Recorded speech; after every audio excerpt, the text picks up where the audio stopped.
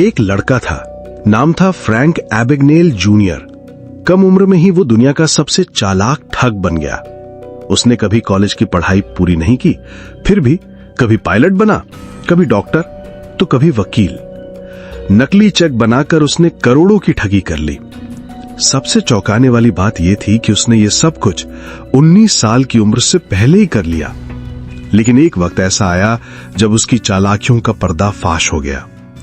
एक FBI agent Karl ने उसे पकड़ लिया और अब वो फ्रांस में है, उसे अमेरिका वापस लाने की तैयारी कर रहा है। इस वक्त फ्रैंक जेल में है और हालत भी कुछ ठीक नहीं है। आखिर एक चालाक लड़का यहां तक कैसे पहुंचा, ये जानने के लिए हमें करीब 6 साल पीछे चलना पड़ेगा, जब सब शुरू हुआ था। बचपन में फ्रैंक को लगता था उसकी जिंदगी परफेक्ट है। उसका पापा एक बड़ा बिजनेसमैन था, बड़ा ही दिलचस्प और लोगों में पसंद किया जाने वाला इंसान। उसकी मम्मी एक फ्रेंच लेडी थी, बहुत ही नर्म और प्यार करने वाली। सब कुछ ठीक लग रहा था, खुशहाल घर, अच्छी जिंदगी। फ्रैंक के पापा एक कहानी सुनाया करते थे 2 चूहों की, जो क्रीम की बाल्टी में गिर जाते हैं। एक हार मान लेता है और डूब जाता है, दूसरा लगातार पैर चलाता रहता है जब तक क्रीम मक्खन न बन जाए और फिर बाहर निकल आता है। फ्रैंक को सिखाया गया था कि हमेशा उस दूसरे चूहे की तरह बनना। लेकिन ज्यादा दिन तक सब अच्छा नहीं चला। उसके पापा का बिजनेस डूबने लगा, बैंक ने लोन देना बंद कर दिया, बड़ा सा घर छोड़कर अब एक छोटा सा फ्लैट लेना पड़ा। फिर भी उसके पापा अच्छे कपड़े पहनते रहे और उम्मीद नहीं छोड़ी। फ्रैंक के 16वें बर्थडे पर उसके पापा ने उसे सिर्फ $25 के साथ एक बैंक अकाउंट गिफ्ट किया। हालात का एहसान था ये। उसे प्राइवेट स्कूल छोड़कर पब्लिक स्कूल जाना पड़ा। पहले दिन बच्चे उसे चढ़ाने लगे, लेकिन जब उसने देखा कि क्लास एक फ्रेंच टीचर का इंतजार कर रही है, तो उसने तुरंत मौके का फायदा उठाया। फ्रेंच भाषा पर उसकी पकड़ थी, तो खुद को टीचर बताकर क्लास ले ली।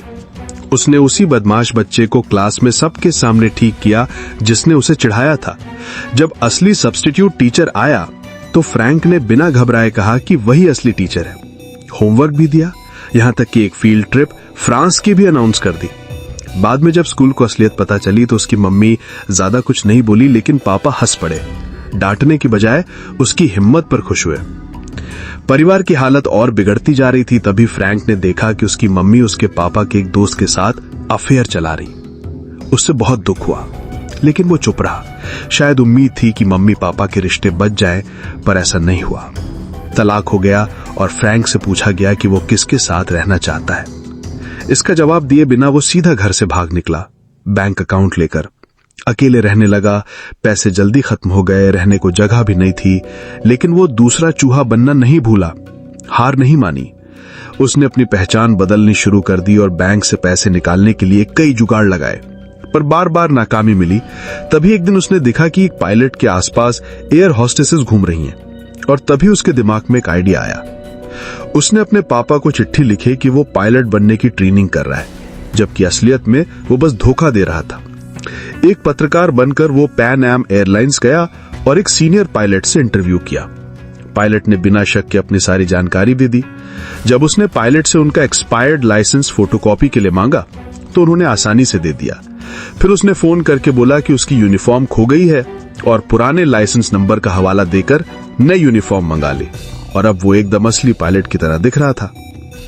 यूनिफॉर्म पहनकर जब वो बैंक गया, तो कैशियर ने उसके नकली चेक को बिना शक के एक्सेप्ट कर लिया।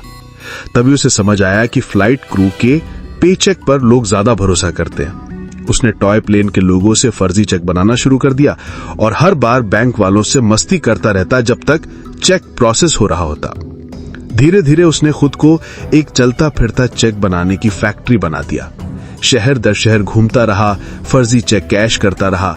एक चेक वेरिफिकेशन मशीन भी खरीद ली ताकि सब कुछ असली लगे। इधर FBI एजेंट कार्ल हैनर्टी को देश भर में फैली एक जैसी ठगी की खबरें मिलने लगीं। अब उसने इस केस की जांच शुरू कर दी। इसी दौरान फ्रैंक ने अपने पापा को एक लग्जरी रेस्टोरेंट में बुलाया, खुद पायलट की यूनिफॉर्म में। उसने इंप्रेस करने के लिए नई कैडिलैक गाड़ी गिफ्ट की ताकि मम्मी को फिर से पटा सकें, पर उसके पापा ने गाड़ी लेने से मना कर दिया।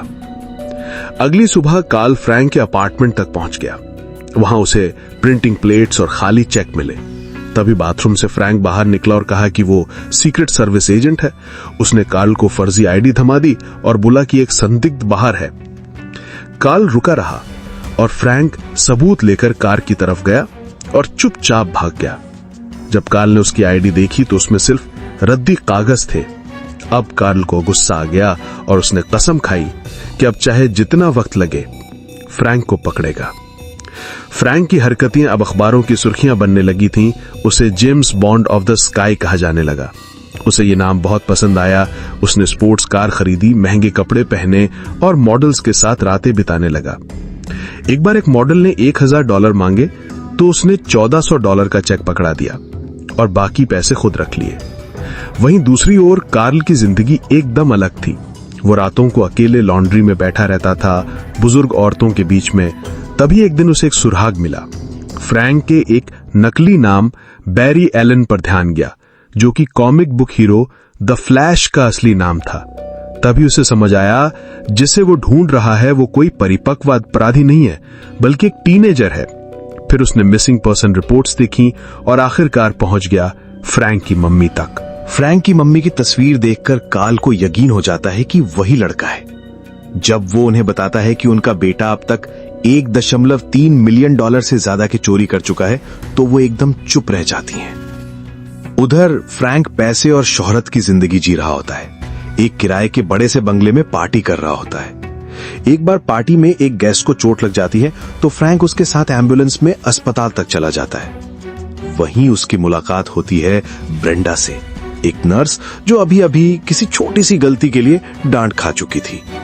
ब्रेंडा की ईमानदारी और मासूमियत फ्रैंक को बहुत पसंद आती है। दिल जीतने के लिए वो खुद को डॉक्टर बताता है ताकि उसका मूड अच्छा कर सके। लगता है जॉनी सिन्स ने करियर आइडिया इसी फ्रैंक से लिया था।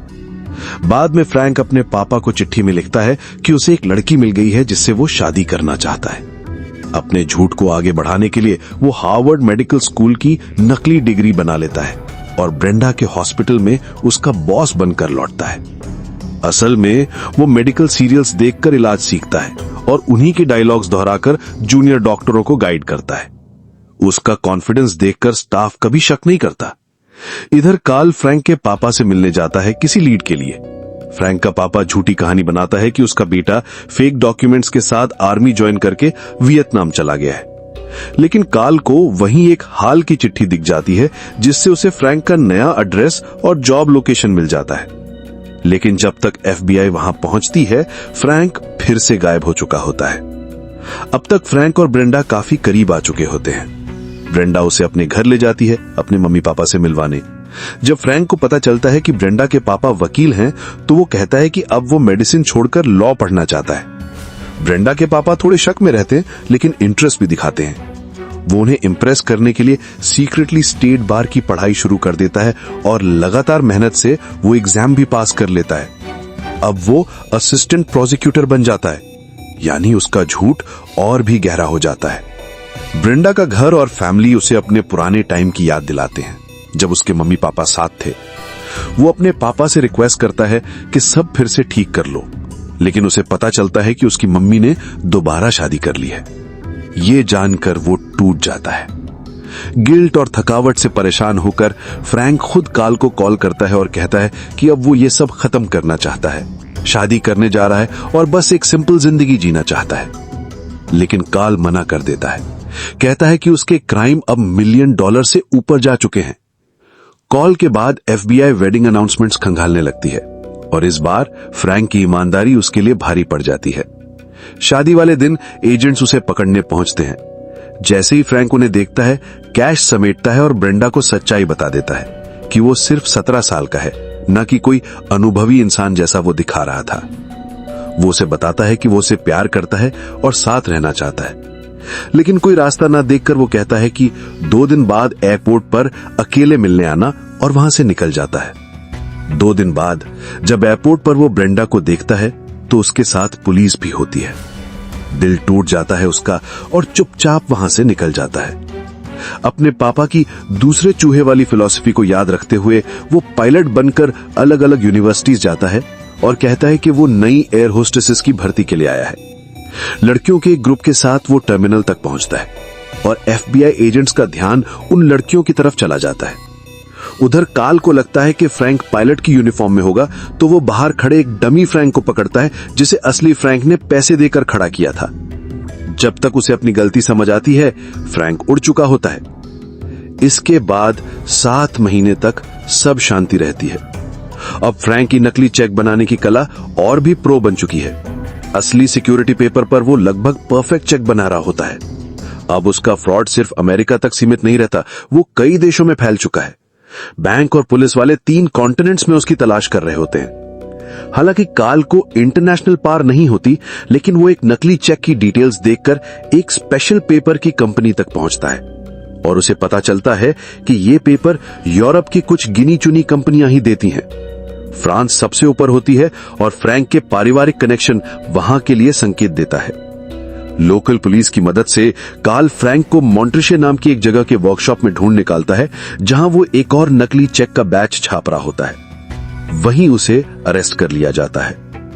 क्योंकि फ्रेंच बैंकों को भी नुकसान हुआ होता है, तो सबसे पहले उसे वही ट्रायल फेस करना पड़ता है। काल पूरी कोशिश करता है कि फ्रैंक को अमेरिका लाया जाए। उसे डर होता है कि फ्रांस की सजा उसके झेलने की ताकत से ज्यादा न हो जाए। आखिरकार एक्स्ट्राडिशन मंजूर हो जाती है। अमेरिका लाते वक्त फ्लाइट में काल फ्रैंक पर भरोसा करता है कि उसे उतरते ही पापा को कॉल करने देगा। जैसे ही प्लेन लैंड करता है, बुरी खबर मिलती है। उसके पापा की एक एक्सीडेंट में मौत हो चुकी है। गम में डूबा फ्रैंक गार्ड से बचकर निकल भागता है और सीधा अपनी मम्मी के नए घर पहुंचता है। खिड़की से देखता है, उसकी मम्मी अब एक और आदमी के साथ है और एक छोटी बच्ची भी है। उसे समझ आता है कि पुराना वक्त अब कभी वापस नहीं आएगा। कुछ ही मिनटों बाद पुलिस उसे पकड़ लेती है। बिना किसी विरोध के वो सरेंडर कर देता है। उसे 12 साल की सजा मिलती है हाई सिक्योरिटी जेल में। वक्त बीतता है। हर क्रिसमस पर काल उसे जेल में मिलने आता है। वही एक इंसान जो उसे याद रखता है। एक दिन वो फ्रैंक को एक नया चेक दिखाता है, किसी नए केस से जुड़ा।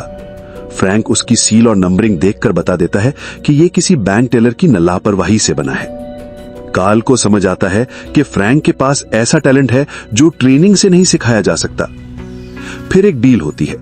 फ्रैंक को जेल से बाहर लाकर FBI के लिए काम करने दिया जाता है, बस निगरानी में। अब जेल की सलाखों के पीछे नहीं, बल्कि FBI के एक ऑफिस में उसकी डेस्क होती है। शुरू में ऑफिस का काम बोरिंग लगता है और एक बार वो बिना बताए गायब हो जाता है। लेकिन काल उसे ढूंढकर सिर्फ इतना कहता है, सोमवार को वापस आ जाना। सोमवार को फ्रैंक लौट आता है, वक्त पर सिर झुकाकर। उसे समझ आ जाता है कि असली आजादी सिर्फ भरोसे से मिलती है। उस दिन काल एक सवाल पूछता है जो उसके मन में सालों से था, तूने स्टेट बार एग्जाम पास कैसे कर लिया? फ्रैंक सिंपल जवाब देता है, मैंने पढ़ाई की, टेस्ट दिया और पास कर लिया। आखिर में फ्रैंक वही स्किल्स जो पहले चोरियों में इस्तेमाल करता था, अब दुनिया की बैंकों को सुरक्षित बनाने में लगाता है। अब वो करोड़ों कमाता है, लेकिन ईमानदारी से।